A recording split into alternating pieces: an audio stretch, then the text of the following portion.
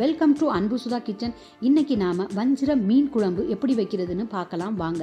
இந்த மீன் குழம்பு ரொம்ப சுலபமாக செஞ்சு முடிச்சிடலாங்க. 1/2 கிலோ வஞ்சிர மீனை நான் கழுவி சுத்தம் பண்ணி எடுத்து வச்சுருக்கேன். ஒரு கடாயில் 1 கப்பு நல்லெண்ணெயை விட்டு இந்த மீன் குழம்புக்கு நல்லெண்ணெய் ஊற்றினா ரொம்ப சுவையாக இருக்குங்க. அதனால் நான் எப்பயுமே நல்லெண்ணெயை தான் பயன்படுத்துவேன். எண்ணெய் காஞ்சதுக்கப்புறம் வெந்தயம், சோம்பு ரெண்டையும் 1/2 டீஸ்பூன் போட்டு நல்லா பொன்னிறமாக வர்ற வரைக்கும் பொரிய விடுங்க. அதுக்கப்புறம் 1 கப்பு சின்ன வெங்காயம், மீன் குழம்புனா சின்ன வெங்காயம் தான் சேர்க்கணும், அது இன்னும் ருசியை கொடுக்குங்க.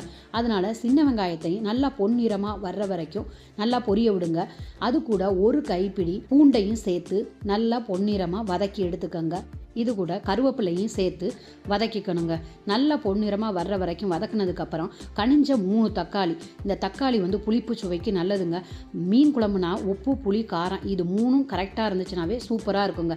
நல்லா இந்த மாதிரி வதங்கினதுக்கப்புறம் 1 டீஸ்பூனு மஞ்சத்தூளை சேர்த்துக்கோங்க. நிறத்துக்காக 1 டீஸ்பூன் காஷ்மீர் சில்லி பவுடர் சேர்த்துக்கணும். காரத்துக்காக 3 டீஸ்பூனு மிளகாய் தூள் சேர்த்துக்கோங்க. 2 டீஸ்பூனு மல்லி தூள் சேர்த்துக்கோங்க. இதை எல்லாத்தையும் நல்லா கலந்து கொடுத்ததுக்கப்புறம் 3 எலுமிச்சம்பழம் சைஸு புளியை எடுத்து நான் 10 நிமிஷம் ஊற வச்சு கரைச்சி அந்த தண்ணியையும் இது கூட சேர்த்துக்கணுங்க. சேர்த்து நல்லா எல்லாம் கிளறி கொடுத்து நல்லா 10 நிமிஷம் கொதிக்க விடுங்க. அந்த வெண்மிளகா வாசம் எல்லாம் போனதுக்கப்புறம் சூப்பராக இருக்குங்க. இந்த மாதிரி கெட்டியாக வரணும். அது வரைக்கும் நல்லா கொதிக்க விட்டதுக்கப்புறம் நாம் சுத்தம் பண்ணி வச்சுருக்க மீனை எடுத்து எல்லாத்தையும் போட்டு ஒரு 2 நிமிஷம் கொதிச்சதுக்கப்புறம் கிளறி விடணுங்க. அடுத்த பக்கம் திருப்பி விடணும்.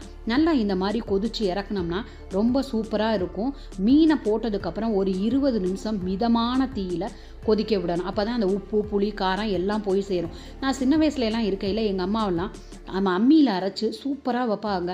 அந்த நாள் மீன் குழம்பை விட மறுநாள் நம்ம வச்சு சாப்பிட்ற பாருங்க, அது அவ்வளோ சூப்பராக இருக்கும்.